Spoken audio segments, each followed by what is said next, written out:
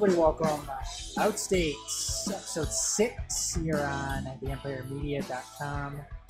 Matt Hernandez with me, as always, Josh Hauslander. Josh, how you doing this evening, man? I'm good, man. I'm good. Awesome. We are another episode here of Loud State here on April 24th, 2018. It's been over a month now since we've rehashed this show, but yeah, I wanted to get to it a couple weeks ago. We just had something come up. We're busy, man. We do a lot of podcasts. Do a lot of podcasting. Yep. Casting the pods like crazy. But we'll go ahead and get to some of the headlines this week in music. This first headline, Josh, was a huge deal. I fully admit I've never ever heard of the guy. DJ, and I'm going to mispronounce his name too. DJ Avicii? Avicii? That sounds right. Avicii. Maybe. DJ Avicii, Swedish DJ, passed away last week at the age of 28. So he made it 1 year past the 27 mark, which seems to claim a lot of musical artists out there. But this DJ Avicii, it seems like he was a major influence in the world, and I'm not a fan. I'm not a fan of electronic music. I'm not a fan of techno. Nor am I. I could certainly, though, appreciate a pioneer. I can appreciate somebody that is had a lot of influence in whatever genre they're coming up in. This guy, what he was able to do was he was able to actually take a bunch of different genres and implement it within techno and electronic music. Again, it's something I can appreciate. I can appreciate that talent. I can appreciate that artistry. Pretty much with any form of music. It doesn't matter if it's techno or country, two genres that I'm not particularly fond of, not a fan of, whatever. But I can appreciate the artistry that goes into making that type of music. Why? Because I can't do it. Sure. Oh, yeah. No, I mean, I'm not saying that it's not a talent. It's not my cup of tea. But hey, and it sucks to hear that somebody died young. So thoughts and prayers, or whatever you're supposed to say these days, and that is too bad. I have a double confession to make, Adam. Go ahead. No, wait, it's gonna be a triple. It's gonna be a triple confession. Okay, the first part is not only have I never heard of him, but you sent me the rundown before the show. I had ample time to look up who he was, and I didn't. And thirdly, the only DJ I actually do know, or the only person I know who's like mixes the music like this, is Anna Kendrick from Pitch Perfect, and she's fictional. I mean, she's not even a real person. You know Spinderella, right? Oh, yeah. Does she count? I guess. I don't know if she's not she's not just a straight DJ. I mean, okay. Well, in that case, I know DJ Jazzy Jeff as well. We're talking about. I mentioned "Fuck the Police" before the show went on. You know DJ Yella, right? No. No. Okay. I guess I didn't. No. All right. I guess you're not up on your DJs. That's okay. I'm not. That's okay. Wait, is DJ Khaled? Who's he from? I don't know, but he's famous for something. Sounds familiar. I think he's on not American Idol, but one of those shows. Oh, jeez, if it's American Idol, forget about it. I don't know what the fuck you're talking about. Yeah, no, neither do I. It's when I say American Idol to me is like saying Kleenex. You know what I mean? Like, I don't really mean the brand Kleenex. I mean a tissue, but I call it Kleenex. And just like when I say American Idol, I just mean all of those shows. All of those shows just that are like American Idol. Okay. So he's on American Idol. Oh, okay. So it could be The Voice, could be American Idol, it could be. Actually, those are the only two I know. Dancing with the Stars, does that count? Yeah. How to Catch a Millionaire? Is that? How to Catch a Millionaire? I don't know. All right. People listening for the first time are like, wow, these two are really knowledgeable. It's a good thing they have a podcast. I love that one. How to Catch a Millionaire. Yeah, I think I might have screwed up that name. I actually like To Catch a Predator. Did you ever watch that? Oh, that's one where they like Yeah, with the perverts or whatever. Yeah, yeah. They would pretend like they're 13-year-old, and they'd get the guy to the house, and he'd be out there all horned up, ready yeah, to go. he'd be bringing like juice or beer and like Wendy's or something, and it's just a camera crew and a dude. Yeah, and then all of a sudden Chris Hansen comes from the back. He's like, "Go ahead, just have a seat." And he's like, fuck." Yeah. Whatever. Assholes. Yeah, you can't possibly feel sorry for a child molester. Absolutely but it's not. Like, oh, bummer. That's actually, if anything, if I didn't like that show, it's for that reason, because it kind of made you like, feel sorry for him. I didn't feel bad for him at all. Not at all. Actually, one guy actually committed suicide who was caught by it. Yeah, he committed suicide. I know one dude was caught twice. I think I remember that one. Like yeah. On air, like Chris Hansen caught him twice. Like, dude, getting caught twice is one thing. Getting caught by Chris Hansen twice. Yeah, because in the first season, they weren't arresting anybody. They were just embarrassing them. And then after the first season, I think that's when they started getting like police involved, and they started arresting them as soon as they went out. But it's good to know that statist nonsense can work for us every once in a while. Another death. Well, not a recent death. Death happened 2 years ago. 2 years ago, what is it? Today's the 24th. This past weekend. The 21st, actually, of April. It'll be 2 years since Prince died. Oh, I've heard of him. Yeah, you have heard of Prince. I would hope you've heard of Prince. But huge fan. Prince, when we were talking about Prince's death on the Xcast, actually, I want to say a couple of days after it happened. Maybe the day it did happen. No, couldn't have been, because we're still a couple of days out from the actual anniversary. Anyways, though, Prince, I still think one of the most underrated artists of our time. This guy was. He's like perennially underrated because you just can't even explain how talented he was. No, the guy was. He may be the most talented musician of all time. I mean, this is a guy that could pick up any instrument, it seemed like, and master it right then and there. Yeah, he played 25 instruments, over 25 instruments. And when Prince said he played an instrument, that didn't mean he was okay at it. It means he was very well could have been the best at it. And what was that quote from Eric Clapton when somebody asked him, what does it feel like to be the greatest guitar player of all time? And he said something like, I don't know, why don't you go ask Prince? Yeah, I agree with that. To me, when talking about Prince, you constantly see people's lists of, top 10 guitar players of all time. And for good reason, or as people would normally guess, it's very hard rock heavy, of course. You're going to see Jimmy Page, you're going to see Clapton, you're going to see you're gonna see a lot of these same guys. And I'm not saying they don't serve a spot, but if you have a top 10 list of best guitar players ever and Prince isn't on it, it's not the list. Then you're not looking properly. Yeah. You know what I mean? Then you're one-sided on something, because you are forgetting about him or not including him because he doesn't quite play the same kind of music as most of the guys, as your Eddie Van Halen's or Jimi Hendrix.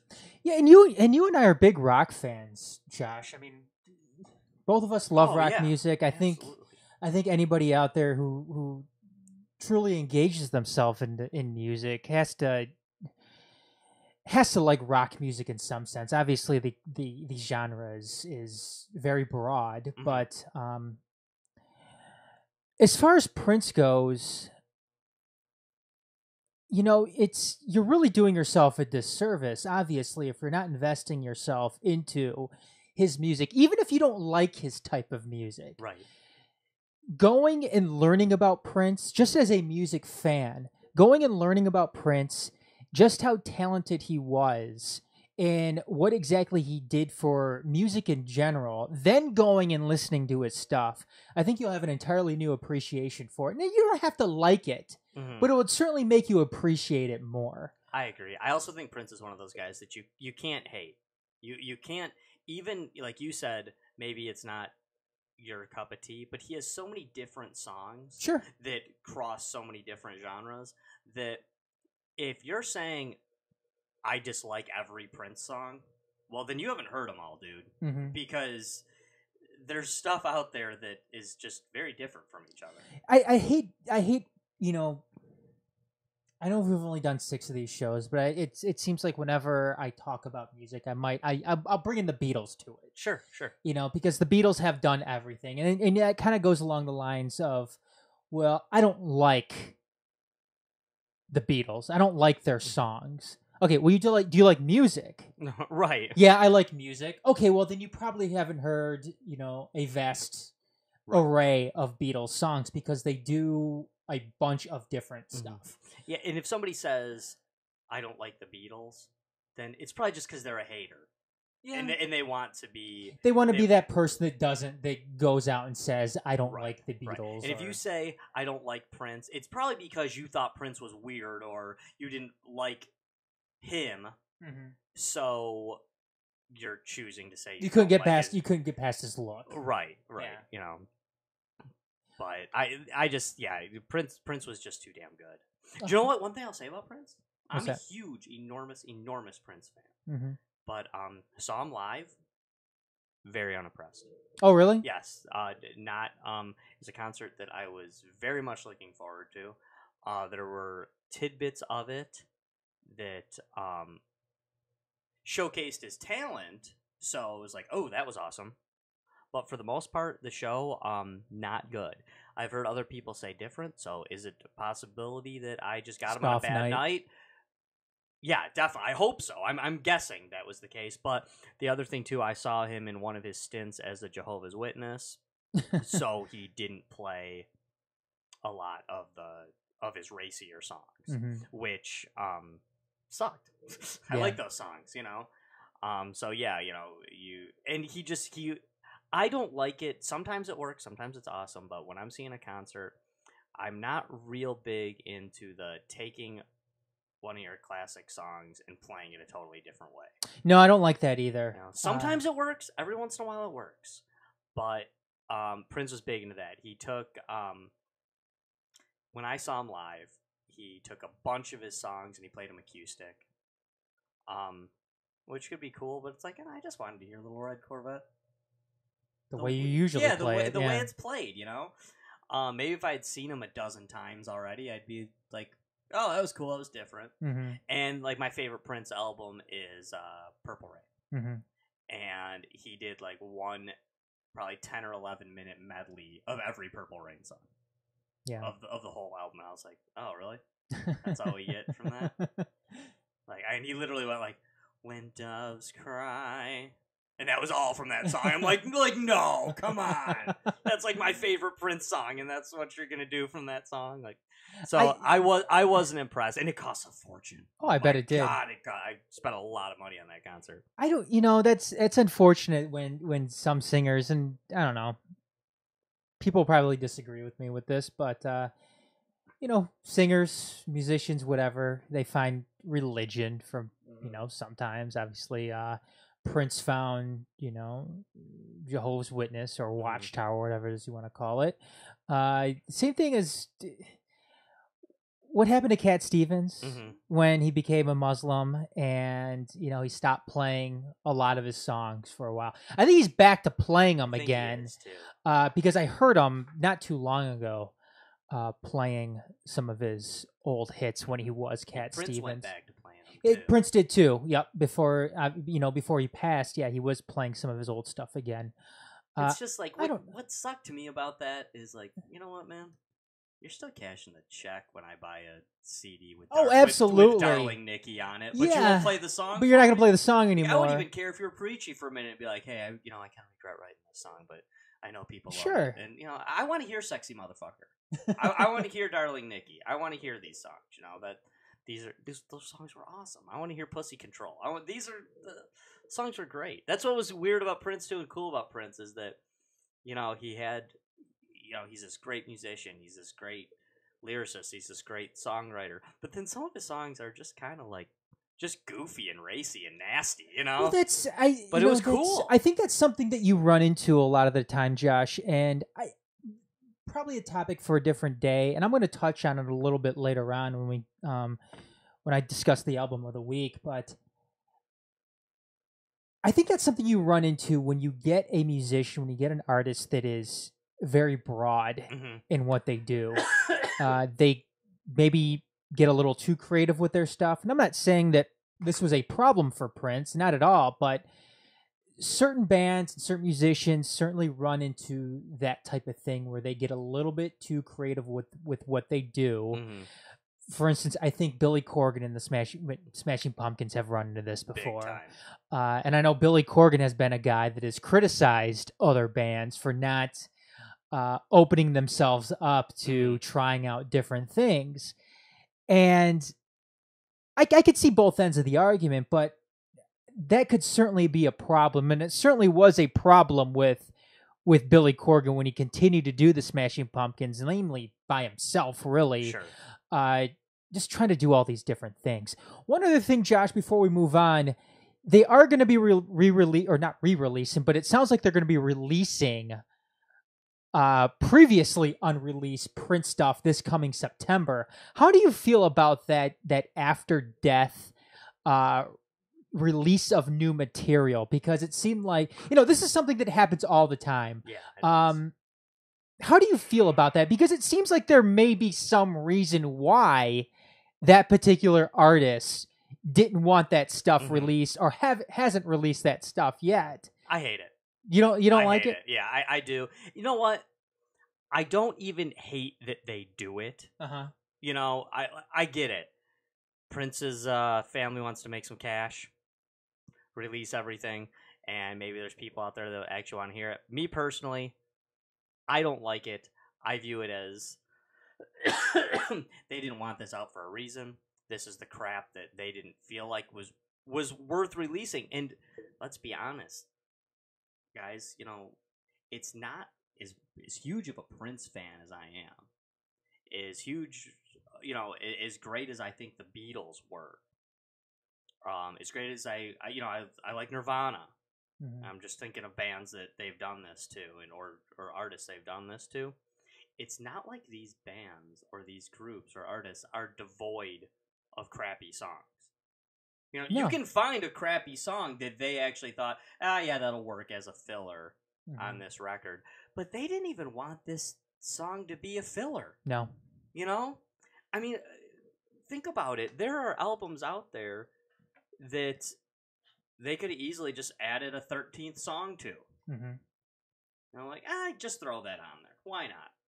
Make the, there's room on the CD, right? For 5 more minutes. Throw that song on there. But they didn't. There's a reason for that. It's just, and the reason is they didn't like the song. They thought it was stupid. They didn't like it. And for the most part, sorry to say, but I can't think of the supposed song that came out. Some of them they pushed on us and tried to turn into hits. But for the most part, these songs all suck. They try to take one of the songs off it and turn it into a single or they're not any good. That song, what was that Beatles song? Where they put I think they even recorded some tracks to make it like all 4 of them were together, but it was just John Lennon singing. I know what you're. I can't remember the name. It was dumb. Of it, though. The song was stupid. I certainly think that there may be songs out there that certain musicians haven't had the opportunity to release, obviously because they pass. But when you go about releasing album after album after album of previously unreleased stuff, that's when I start to have a problem with it a little bit, considering there's a reason why they didn't want this stuff to come out, or it hasn't come out yet. Doesn't Tupac have more albums released? That's what I was going to say. It seemed like Tupac and Biggie had more stuff come out after they passed than they had when they were still alive. Right. Anyways, what one I can think of? What's off that? The top of my head. Decent song, kind of a fun song. Released way after the guy died. That one Elvis tune. A little less conversation, a little more action. Well, song Elvis didn't write it, so I guess it really doesn't matter. Yeah. No, he didn't. And he sang it, screwed around with it a couple times, and then they remixed it. It's like, yeah, it's a good song. It's a cool song. Not an Elvis fan. No, I mean, not at all. I like some Elvis. Yeah, I don't get the thing with Elvis. But that's just me. Yeah. Like I said, I can appreciate his talent, but that's about it.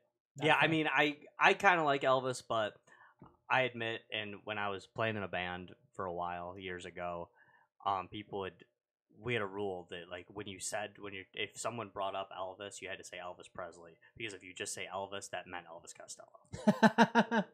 Good point.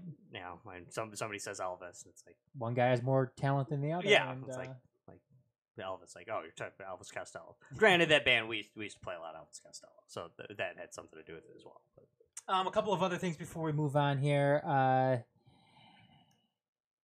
Shania Twain had to walk back some comments she made about saying she would have voted for Donald Trump if she could have in the last election. She is a Canadian citizen, and this comes via CNN. Singer Shania Twain has apologized for saying she would have backed Donald Trump if she had been eligible to vote in the 2016 U.S. presidential election. The Canadian said on Twitter that she did not hold any common moral beliefs with Trump and regretted appearing to endorse him in an interview with The Guardian that was published Sunday. I would have voted for him because even though he was offensive, he seemed honest, the newspaper quoted her as saying. Do you want straight or polite? Not that you shouldn't be able to have both. If I were voting, I just don't want bullshit. I would have voted for a feeling that it was transparent, and politics has a reputation of not being that, right? Why does she have to apologize for that? You know what? That's what I was kind of wondering, Josh, is why do you have to... A whole bunch of people voted for Donald Trump. I mean, dude won. Own it. Own it. What's wrong with that? I really. So she would have voted for Donald Trump. Her and a whole bunch of other really good people voted for Donald Trump. If you believe that every person that voted for Donald Trump is just a scumbag, well, then maybe you got a bit of a problem because, I mean, a whole bunch of people voted for Donald Trump. I didn't. I can't stand the guy. If she's going to go out and say something like that, though, then own it. Yeah, it's fine. Own it's fine. You would have voted for Donald Trump. Good for you. A lot of people did. Some of those people maybe regret that vote. Some of the people would do it again. Donald Trump is going to run for president again. Yeah. And people are going to. There is a very good chance that he's going to win. Sitting president. Yeah, I mean, he might not. He might not. He might. Hope he doesn't. We don't know. We have no idea. We don't know who's running against him. But I promise it's going to be close. He's going to run again. It's going to be close. People are going to vote for this guy again. So I don't understand it. I don't get it. I mean, can I ask one question about Prince real quick? Go ahead. You think there's any truth to potential conspiracy or foul play in the death of Prince? I know this is more a question for our Deep Issues show. I haven't looked at it that closely. So I don't know. I can't have an opinion on it just because I'm not quite sure. Because I kind of do. I honestly kind of do. I won't say a ton about it. I did beforehand, but now this stuff's coming out, and his family's suing some people. And you think it's like a drug related conspiracy? I think they wanted him silenced. I think somebody wanted him silenced. Okay. For what he was saying. You know, I do find it weird that somebody who was very healthy and wasn't known for being like that kind of partier. You know, he did have his health problems, I think, towards the end. He might have, but he was a young man. And I do find it weird that somebody starts talking about chemtrails and the Illuminati, and then boom, they're dead. You know, I feel like it's not crazy to point that out, especially now when there's some stuff shrouded, some things shrouded in some mystery here. But I don't know, might be an interesting topic for the future. Probably not this show. Maybe Deep Issues. Deep Issues. Okay. And then finally, this actually happened 2 weeks ago, Josh, but I thought it was worth noting since we haven't been on in over a month. But Lindsey Buckingham, guitar player for Fleetwood Mac, was fired. Yeah. Apparently from the band, and I thought this was a little surprising. We're not an original member. Came on after the fact, but he was fired 2 weeks ago. Or Mac. Not Fleetwood or Mac, not Stevie Nicks or anything like that. But did write a lot of their hits. Yeah. Oh, and I mean, and was on their and was on quite possibly their biggest release of that band's time. Rumors. And when you hear Lindsey Buckingham, you think Fleetwood Mac. Yeah, I mean, definitely. So yeah, I was surprised by that. Absolutely. Definitely. And what they brought in 2 people to replace him. Is that what it takes to replace Lindsey Buckingham? I guess it does. They but I'm failing to remember who the guitar player they brought in for him. They brought in a guitar player, somebody fairly famous, and they brought in a dude from Simple Minds to sing his parts. Oh, really? Yeah. They brought in the dude from Tom Petty. Oh, brought in Tom Petty's guitar player. So they brought in one guitar player and one guy to sing his parts. Right. Okay. Right. So the guy couldn't. The guitar player for Tom Petty couldn't sing. Sing. Okay. Yeah. Anyways, moving along. That's 2 people you got to pay instead of Lindsey Buckingham. You know what I mean? So it's a horrible business decision. Was this just? Was he just an asshole? It sounds like it was. It sounds like it was. Nobody's coming out and saying exactly what happened. And it sounds like maybe Fleetwood Mac is trying to walk back on whether or not he was actually fired. They're trying to pull that whole thing while he left. I don't know who you can believe. But yeah, it's Lindsey Buckingham. I mean, even though he's not a founding member, he's certainly hear his name. You think Fleetwood Mac. Sure. Josh, Coachella wrapped up this weekend, and I know you're probably not a big Coachella guy. No. I would like to go to it. I think it seems like it's in a nice area and nice venue, big festival. I'd like to check it out. I wouldn't mind checking it out sometime. But anyways, though, this got me to thinking. Coachella's usually one that kicks off the festival year. Sure. I've been to some music festivals in the past. I'm sure you have too. I have. None of the huge ones, though. None of the huge ones? Not really. So no Warped Tour, no Ozfest, no nothing like that? No Lollapalooza. No Lollapalooza. No? None of those? No, I've never been to any of those. I've been to some smaller ones, though. Okay. Yeah. Well, what do you think? I mean, what's because obviously both the one-off concerts and the music festival has their advantages and they have their disadvantages. Is there one that you prefer over the other? Yeah, I'm a one-off guy for sure. I'm not a music festival fan. Because I kind of agree with you, I'm not a big fan. I've never, and hey, some of them I would have liked to have gone to, but I didn't. Man, I don't feel like you're getting the best performance from that artist or group of artists in that kind of venue. Well, it seems like it's condensed. And then you end up paying a bunch of money for a bunch of bands that you don't necessarily care to see. That was one of my biggest problems with music festivals. Is and sometimes if it's a double or triple stage, you can't see all the people that you paid to see. You can't see all the people that you've paid to see, and then even sometimes the sound sucks because you're sitting there trying to take in the band that you want to take in, but that's kind of being drowned out by something that's happening on a different stage, right. Maybe right next to it or, a little bit down the ways. So, yeah, and even when I used to go to, because one of the ones I went to before is I went to Warped Tour, and this is Warped Tour's last year. After this year, Warped Tour's not going on tour I didn't even anymore. know it's still happening. Yeah, it's still happening. And again, they had a lot of bigger name bands at Warped Tour. It seemed like every single year, and I'm probably wrong in this, Blink-182 was always playing. I'm not a very big Blink-182 fan. In fact, I think that I find them pretty annoying on most occasions. But I remember one year in particular, I wanted to check out some of these other bands playing on some of the smaller stages. And Blink-182 was on. They were on the main stage. And it bugged me because it seemed like everything else that was happening was being drowned out by Blink 182. And same thing goes with another one I can remember was Ice-T. Not a big Ice-T fan at all. I think I can don't like Ice-T. Mm-hmm.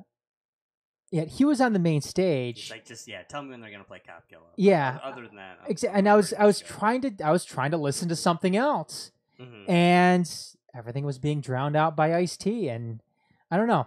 That's just something definitely one of the downfalls to going and taking in one of those big music festivals, aside from the price that you have to pay to go to these things. But I think I'm with you though. I think I like the one-off concerts more so, because most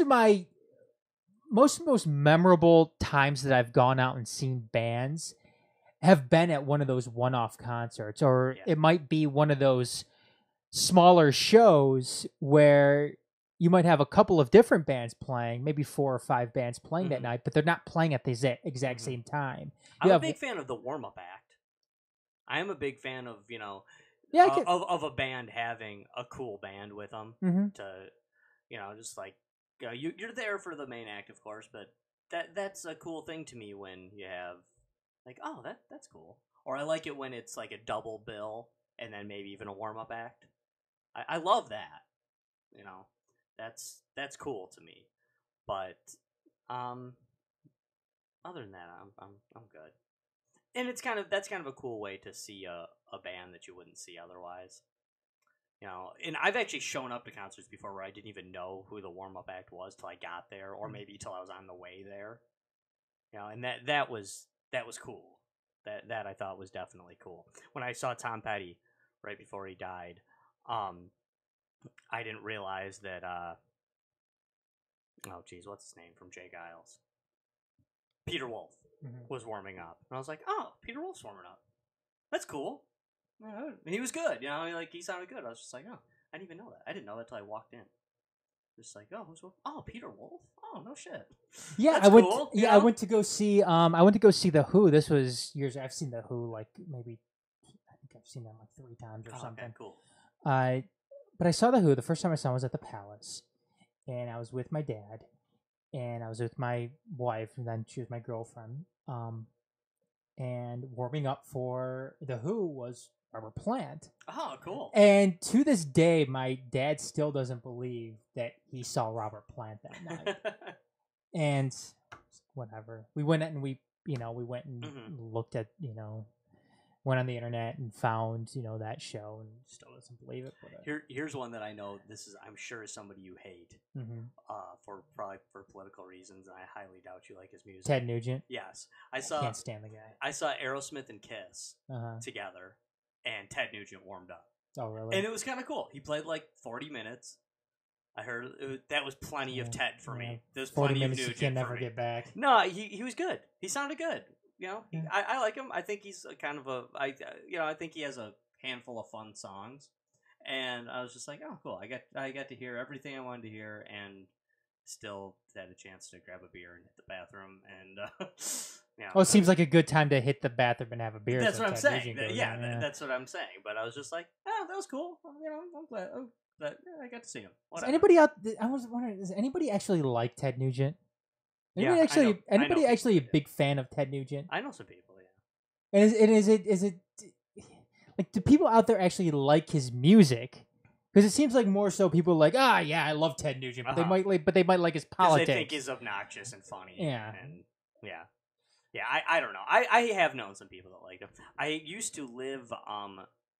The guy who lived in the house behind me growing up was the lead singer of Ted Nugent's one of his bands. I don't know if it was Damn Yankees or one of the other ones, but he was his original lead singer. And then now he was the lead singer of Can You Take Me High Now? Of Foghat. He was the lead singer of Foghat when he lived behind us. You usually find some pretty cool. Sometimes you discover some new bands too on those warm-up backs. I remember for sure when I saw the Foo Fighters. Quite a while now. There's this band out there. It's called band I know is called the Bronx. Mm-hmm. But kind of like their alter ego band is called Metarachi El Bronx, and it was a kind of like a punk rock Matarachi band, and it was awesome actually. Cool. I really got into it. It was fun to hear them. It was fun to see it. And yeah, sometimes you kind of run into that sort of thing, and that's what's cool about those one-off things as well. Is I don't know if that's something that you'll necessarily run into at a music festival based off of everything else that's going on. You might get pulled one way or the other, but you ever seen gone to see somebody and the warm up act kind of stole the show? Never happened. No. They're better. I the one that pops into my head for sure for me. This has happened to me. Oh wait, maybe. no, I do. One? Yeah. I went to go see I didn't go see Kid Rock, but I went to go see Alice in Chains. That's different because you actually went to see Alice in Chains. Yeah, sorry. So that wasn't that's not the question. That doesn't count? No, it doesn't count. But I saw the Cranberries. Oh, really? And Toad the Wet Sprocket warmed up. Oh, okay. And totally stole the show. Cranberries were all right. They sounded good. They were good. But Toad the Wet Sprocket tore it up. You know what? I do have one. Great. They're great. I do have one. Back in the early 2000s, a friend of mine went to go see this band called Elliot. Elliot's awesome band, awesome emo band. Not the emo that somebody might think of today. I always refer to this as real emo. But excellent band. They were totally off that night, though. You know who opened up for them? It was pretty random. You wouldn't think that they would be opening up for this band. The Toadies opened up for them. Sweet. And it was sweet. I mean, they went out there, they played all their their usual hits and everything, and it was fun. Who's that band that I should know? It's there ain't no rest for the wicked. Money don't grow on trees. Oh, who is that band? Cage the Elephant. Cage the Elephant. I dug them when they came out. I remember hearing that song and maybe 3 or 4. Were you at you were at the Stone Temple Pilots? Yes. Yeah, they opened up there. They're terrible. Yeah, I didn't like them. Yeah, I didn't like them then. I don't like them now. I didn't like them when they first came out. Yeah, that's right. I forgot that we saw that together. Yeah. The STP, and I wanted to see STP bad, and they were good. They were okay. They were good. That's actually one of my favorite shows. Really? Yeah. Oh no, it was good. It was a good show. It was cool too because obviously Scott Weiland is dead now. Right. No, STP sounded good. I think they were actually a great example of a band that just sounded exactly like you're supposed to. STP? Yeah. Yeah, I thought just sounded like they did on the record. No, they're good. I didn't mean to downplay how good they were. They were good. It seems like they could be when they're on, but based off of how Scott Weiland was, right. I mean, I could certainly believe many different instances where they would go on and right. But that was one where I was like, "Oh, cool! Cage the Elephant's warming up. I'm actually really excited to see them. That'll be cool. That'll be different." They sucked. Yeah. Another band I saw that was just maybe they had an off night because I've heard other people say they were good was the Black Crowes. Yeah, not a big Black Crowes fan. I saw Lenny Kravitz and the Black Crowes together. Don't like Lenny Kravitz. I went into that thinking I was a big Black Crowes fan and not a huge Lenny Kravitz fan. Other way around. Afterwards. And Everlast was their warm-up act. Okay. Absolutely terrible. Yeah. Oh my God, terrible. And I can't imagine that was an off night. I think every night's an off night for that guy. It was terrible. His guitar sounded out of tune. He sounded just terrible. Is he still around anymore? I don't know. And I kind of liked Everlast at the time, And then Black Crowes come on, and they suck. He's getting in arguments with guys in like the third row and stuff. I mean, just terrible. And I'm like, oh man, I paid a lot of money to You're fan of Axl. I figure you kind of dig that type of thing. No, he didn't make it work though. He did not make it work. And I think he was drunk. Actually, it seemed like he was. Is that something only Axl can do? Yeah, Axl's not drunk on his shows, man. But he can. But he's an asshole. Oh yeah. He can. When I saw him, he wasn't though. No, he wasn't. But I saw him recently. I didn't see him back in like late '80s when he would throw microphone stands at people and stuff. But then Lenny Kravitz came on, and he killed it. I'm just not a fan of Lenny Kravitz's music. Mm-hmm. But I could see him going up there and being really good. He sounded great, and his band was just phenomenal. Really? I mean, his voice sounded good. He was a great performer, but his backup band is just that chick drummer he's got, who's been with him forever. I don't know her name, but she's the best drummer I've ever seen live. I mean, just she's incredible. She rules. All right, we're starting to run short on time here, Jess. So we're gonna go ahead and move on. Our main topic of the night is we had Record Store Day come this past weekend. And I know we talked a little bit about Record Store Day on the last show. And I discussed a couple of things with that. But I saw this article come up here. It's actually an article from last year. And a lot of people out there, a lot of music fans out there may think that vinyl, the resurgence of vinyl may end up saving the record store from completely going extinct. And that very well could be true. Yeah, I tend to think it is. Yeah, vinyl could end up saving the mom and pop record store industry out there, and I hope it does. I think vinyl's a fun music medium. It's obviously nostalgic. It's cool to hold on to and look at the liner notes and everything when you're listening to it. It's a very obviously old school way of listening to music. Somebody on this website, though, alternativenation.net, wrote this article, and the title of it is "Why Vinyl's Comeback Might Be the Death of Music." And it seems like an odd title. And basically what he does is, and it's written by James Burns, he goes on to talk about how vinyl today is just basically taking digital music like a CD and pressing it onto vinyl. Yeah. He thinks that if you're truly going to listen to vinyl, if you're truly going to appreciate vinyl, then you have to listen to it in its original form, imperfections and all. I agree with that. Which I can see his point with that. But it seems like where he's starting to go with all of this is the digital format wrecking music in general. Sure. Which I don't know if I completely agree with that. In fact, I don't agree with that at all. I think in a lot of certain circumstances, what digital mastering ends up doing to some people, to some bands, to some groups, to some singers, is make them sound better than what they actually are. For instance, you could take somebody like Paris Hilton, you could take somebody like Kim Kardashian, record them in a studio, overproduce, overmaster, overmix, whatever, and have it sound professional. Have them sound somewhat professional. Right. Sound like they have talent. Yes. Is that a problem? Is that something that's eventually going to take down music? I guess when you look at it a certain way, yeah, it maybe can. Yeah, only if that's the music you listen to. Yeah, but I don't. Yeah, but I don't see this being a huge problem. For instance, I don't have a problem with technology today implementing itself into something of the past and in some ways preserving it and making it sound a little bit better. I don't have a problem with that. I agree with you, Adam. I totally agree with you.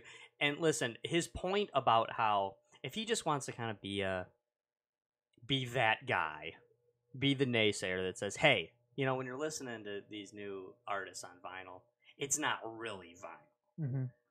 It's really digital pressed into vinyl. So it's not really made that way. Okay, that's fine. You're making a decent point. It's true. That's not a reason to not listen to vinyl, though. No. That's not a reason to not have vinyl or to get your new artist on vinyl. Hey, I was listening to vinyl. Or to say that new vinyl is wrecking the music or going to kill the music industry. Right. Dude, I mean, right before we left for the show today, I turned my record player off. Yeah. That was the last thing I did when I walked out of the house today was, hit the stop button. I was listening to records, right before I left. I love listening to records. I prefer it. I think it's awesome. I do love that old sound, you know. I love the crackling. I love to hear that, perfect non-digitized sound when I'm listening to my old records that I bought at garage sales or that I've had for 20 years. Mm-hmm. I like listening to those.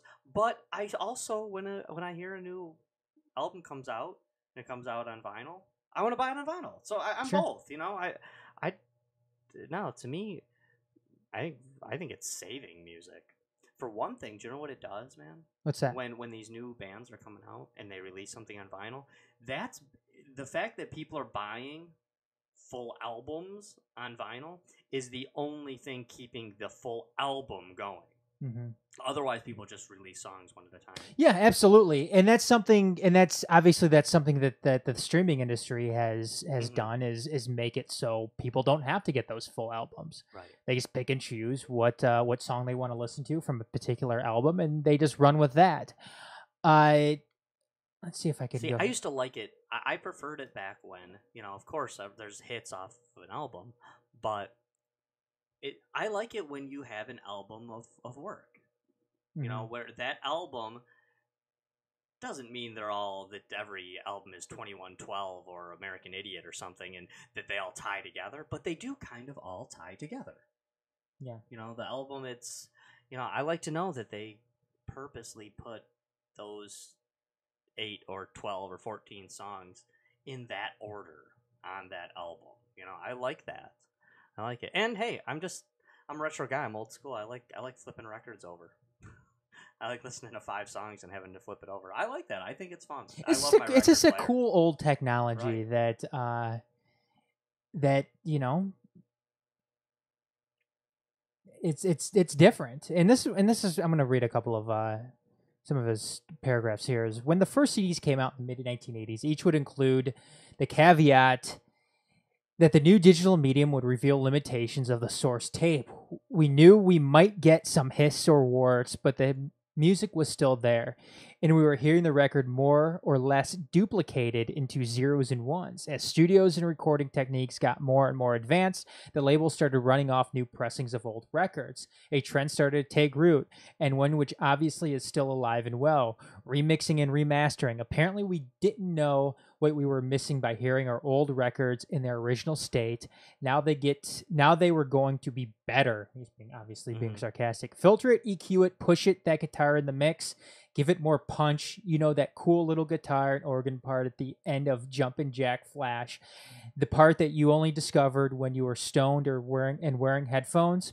Well, now it was cranked up for even the most nubile Stones fans to hear. Solos wailing, vocals that drowned out rhythm guitars, knob turning for the sake of knob turning. God forbid the band members of a particular band were in a feud with each other and got a hold of their half-inch masters. I still regret the day I gave away my Polydor CD by The Jam. Why would I need doubles after getting the Direction Reaction Creation box set? I thought I've got all new records and singles now in this here box. What a mistake that was. I know that Bruce Foxton was in the Jam when they made their records, but I'll be damned if I could hear any bass playing on these CDs. Now, I can see there being bad mixes out there of something, but like something like what he goes out and says about, being able to start to hear certain parts that maybe you missed prior. I don't think there's anything wrong with that. No, it's not. Listen, I'm not saying that this guy is devoid of making good points, because I think there's some, but honestly, he comes across as a crybaby to me. Yeah, it's listen to what you want to listen to, man. Hate on what you want to hate on. I don't. I don't see it. About, I don't know, 3-4 months ago, I had my parents over one night, and I didn't even think it was weird, because I do it all the time. We just listen to records all night long, and I saw my dad the following week. He was like, "Damn, I haven't listened to records in forever. That was awesome. Just hang around with the family, sit on the couch, listen to records, Yeah. And so then my sister and I bought my dad, because his birthday was last month. We bought him a record player, and he just loves it. He's just, pulling out old records that he's like, I don't even know if we have any records. And my mom's like, oh no, we got a bunch under the couch. He was like, but they pulled them out and started listening to them, and he's digging it. That's fun. Cool. It's fun. It gets you back loving the music you used to love, or maybe just loving music altogether. Yeah, absolutely. A couple of things with Record Store Day, Josh. Is your record store still around? Your go-to record store? I have some really good ones by me that I used to go to. The ones that I went to, like when I was a teenager, no, those are gone. Those are gone. But okay. But I mean, there's like the top 3 I went to, those are probably gone. But some of them have been around since before I was born in my area, and that's where I would go now. Yeah, for sure. One of them that I always went to, and I said this on the last show, Rock of Ages is still around. Yes. Awesome place. And other than that, though, all the other ones that I used to go to when I was younger are completely gone. Best find at a record store, do you know? For me, what you're saying, like personally for me? Personally for you. I found a bootleg years ago that I saw it and didn't buy it. I didn't have the money for it, and I thought, oh my god, I'll never see it again. Like, why didn't I just find a way to get it that day? And then about 2 years after that, I found it again. Oh, really? And it was just a bootleg that you've seen from time to time here and there, but it's just called Aerosmith, A Bunch of Rarities. I think it's spelled wrong, if I remember correctly. And there is a awesome version that nowadays would be easy to find. You could Google it, you could YouTube it, and it would pop right up. But there's a version of Mama Kin where it's a live with Guns N' Roses. Guns N' Roses and Aerosmith playing Mama Kin together live. And then there's actually a live Walk This Way with Bon Jovi. Okay. On that. And I was more into the Mama Kin with Guns N' Roses. It's one of my favorite songs ever. They both play it. Probably my 2 favorite bands ever playing that song together. So that was awesome. I loved it. I still have it. So yeah, that would be my best find. I found it in this little record store up in Traverse City, Michigan, which is just not a big city. It's a little tourist town, and that's where I found it. A little place called Blue Moon Records. For me, I said it in the last show, is Unreleased Energy by Operation Ivy. I actually found that one, and I believe it was Desirable Disc in Garden City. Awesome. Yeah, still have it to this day too, somewhere around here. I think it might be in my garage. Well, we are in my garage, but the other room in the garage, anyways. Yeah. The part of the garage that's still garage. Yeah, the part of the garage that is the garage, not the studio. Yeah, not the studio portion of the garage. Which I guess this is really old school of us, right? Yeah, it is. Sitting here, it is. We're talking about records. We're in a garage. Yeah, we're podcasting out of a garage. This is what we do. It's a nice garage, though. It's a nice studio. This part is, yeah. The studio's awesome.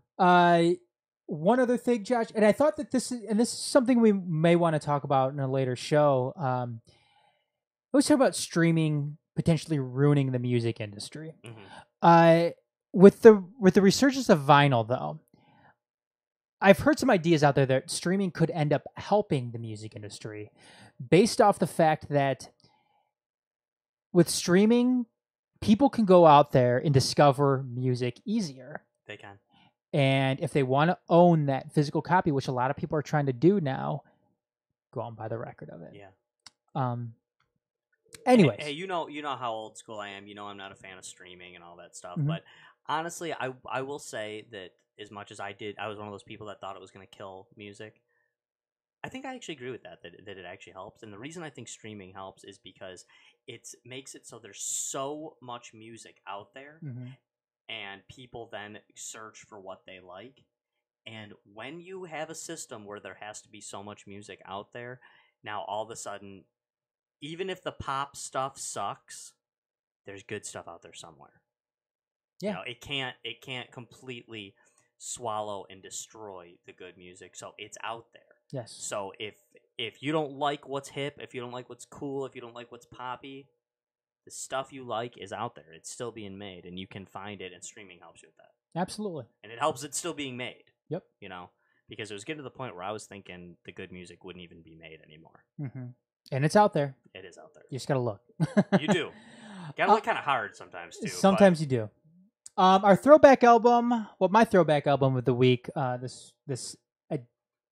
This show, Josh, is The Chronic by Dr. Dre off of Death Row Records. Awesome. This is something that I think we're going to talk about on a later show. Mm-hmm. And it's going to talk, and I want to discuss musical genres that maybe started a revolution, maybe started a movement, because I certainly think that early 90s hip hop, late 80s, early 90s hip hop certainly helped establish a movement here in the United States. I think so. And The Chronic was obviously one of those records. It was Dr. Dre's debut as a solo artist when he got away from MWA. Iconic record.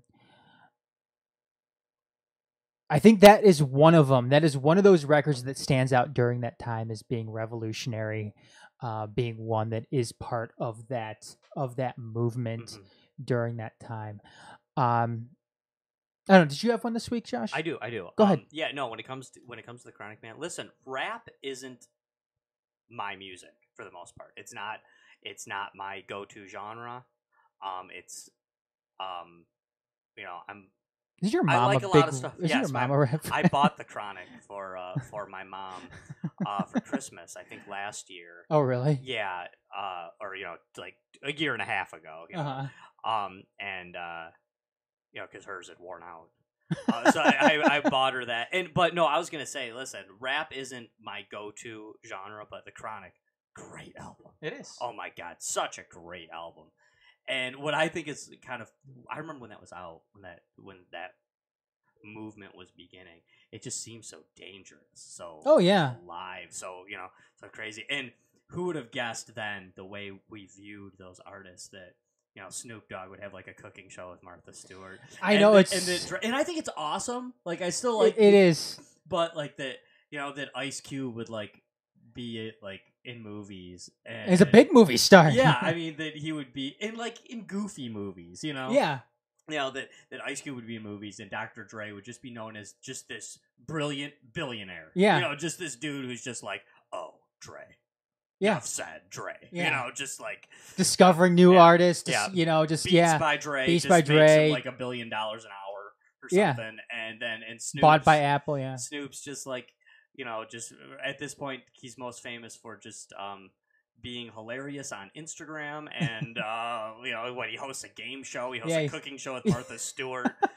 I mean, guys, they're great. It's great stuff. It makes you wonder where some of these other guys. It makes you wonder where Tupac would be now, or where Biggie would be right now if they were still alive. Would they be involved, or Eazy-E for that matter? Would they be at this point right now as some of these other guys? Yeah, would Eazy-E be on be on the Supergirl show or something? I mean, it's possible. It's possible. Would they be on American Idol? Would they be one of the judges on American Idol? Right. But exactly. And it's nothing against. I think it's great. I think it's great that Ice Cube. I think it's great that Snoop and Dre have done these things. I think it's cool. Yeah, they're still relevant. Absolutely. My throwback album this week. I wanted to do this because Walter Becker of Steely Dan died.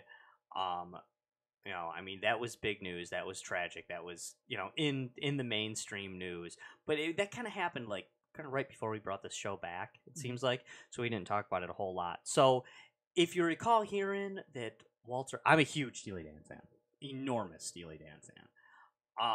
But for those of you that maybe aren't, you heard Walter Becker died, and you're like, oh, Steely Dan, I've heard of them, but I'm not huge on them. If you're wondering, where should I start with Steely Dan? So they have a lot of really good records, but the one I would recommend, Katie Lied, by Steely Dan. This is, if not my favorite Steely Dan record, top 3 for sure. Royal Scam is a great one as well, but this is a great one to start. You got Black Friday, Bad Sneakers, Dr. Wu, are like the big hits, but every song on here. Like you still have the sticker on the top too. I do that on purpose. Actually. Oh, do you? Yeah, I always try to leave them on as long as I can. I got one of those CD openers, the little razor thing, and I always cut through that so then it can open up and like stay there. It's my thing. But this is a great album. Michael McDonald, who's famous for being kind of being Michael McDonald. His goofy Motown album he came out with a couple of years ago, and he gets made fun of in 40-Year-Old Virgin. Michael McDonald sings backup on this album. I mean, it's just like so you just have that voice in the background. You're like, is that Michael McDonald singing? Like, yeah, yes, we have a friend that is obsessed with Michael McDonald. I know you do. Yeah, I know you do. But this is a great album, and it does kind of you do feel like it's telling you a story through these 10 tracks on this record. And you do feel like it's absolutely telling you. I love when albums are set up like that. Obviously, Pinkerton by Weezer is set up like that too. God, I love that album. Very underrated when it's compared to the Blue album. And I love the Blue album, but I think Pinkerton is probably better than the Blue album. I agree with you. But yeah, I love it because they do it there, and something that's very, very cool that bands do when they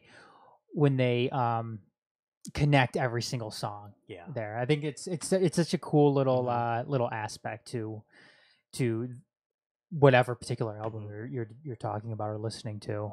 One of the songs on this album, Dr. Wu, is supposedly really about a guy who was like the psychiatrist of the stars at this point in the 70s. Mm-hmm. And I don't know if that really was his name or if they changed the name to protect the innocent or what, but they sing this song about this. You could tell like the first few songs are the life falling apart, and then that song is him going to the therapist, like and trying to get it straight.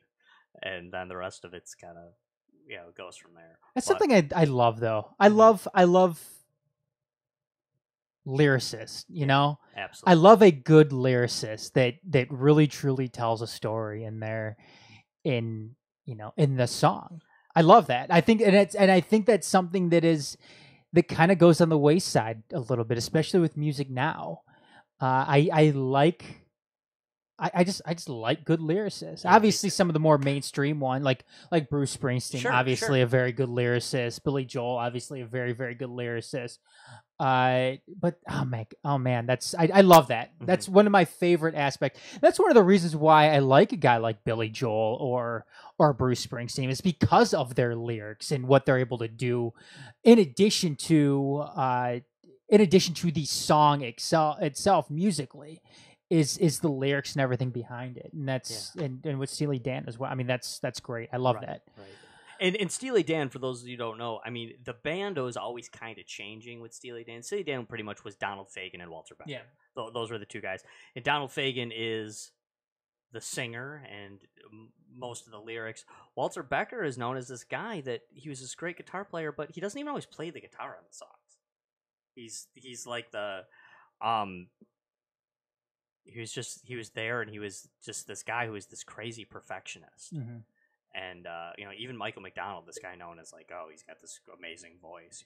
He would tell stories about Walter Becker and how he'd like have him like recut the track over and over again. He would just kind of come over and just kind of like in this passive aggressive way, just be like, Mike, you sick, or you just you not a little under the weather, or like, no, why? He's like, your voice, it's just not doing it, man. You would just like have this like, you'd be like, really? I thought it sounded good. Like no, let's do it again, And it was just this, he would write all these amazing guitar parts too, but he usually wouldn't play them. Really? He'd usually have somebody else play. So interesting, very interesting dude. Interesting dude for sure. Yeah. Our new release of the week, Josh, is "Never Gonna Die" by Pennywise. Off of Epitaph Records. Pennywise is a band that I've been listening to for a very, very long time. This latest release, very, very good latest release from them. Not a lot has changed though with Pennywise musically, and if that's something, if if you want to see an evolution with any one particular type of band, if that's something that you're into, if you'd like to see bands evolve, I don't think you see it so much with a band like Pennywise. I think Pennywise is very, very true to what they were back when they first started, even during the 90s and everything, when I started getting into them. But very, very true to what they were in this latest release. It's fast. The vocals they're not heavy vocals. They're very, very generic to punk rock, though. New school punk rock, that is. Cool. So if you're a fan of Pennywise, if you've always been a fan of Pennywise, you're gonna like Never Gonna Die, their latest release. I'm gonna pick it up. Yeah, go check it out. It is like I said, if you're a fan of new school punk rock, this doesn't deviate away from it. And try to get it on vinyl. Yeah, absolutely. Hey, listen, man. You were starting to touch on this earlier. Yeah. When you were talking about Billy Corgan. Mm-hmm. To me, and this is just me. Some people, it's totally okay to disagree. To me, the evolution of bands is completely overrated. How so? I don't like it. I don't like to see a band evolve. I really don't. Mm-hmm. I mean, sometimes it happens naturally, and sometimes it's great. But I don't like Billy Corgan's new stuff. I don't like bands that try to change their sound. I really don't. You take a big chance with that. Sure. You do, because you can alienate a lot of your fans, obviously, with doing something like that. You could earn yourself some new fans by doing something like that. You can.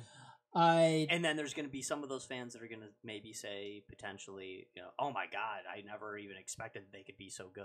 Mm-hmm. A few, I don't know if it was the last show or the show before that, but we talked about Green Day I believe it was when we were talking about bands that we think should break up. Yeah.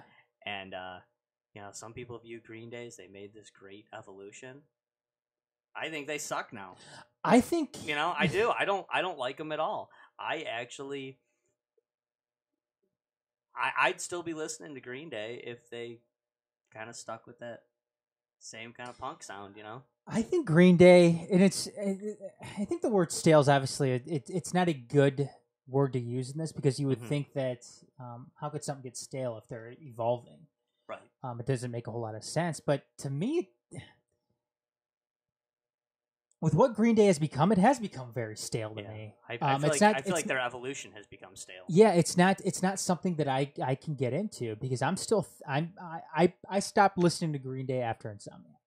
Wasn't a fan after anything they did after that. But you. No, I think it takes even Nimrod. No, not a fan of Nimrod. No, I think that if you're a band that evolves,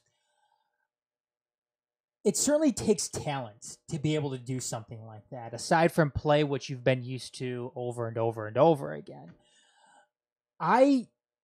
There's some bands out there that have evolved that I can get into, and that I like every single stage that they have gone to.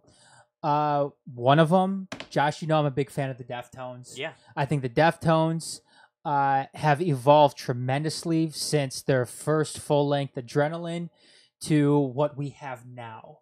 Mm-hmm.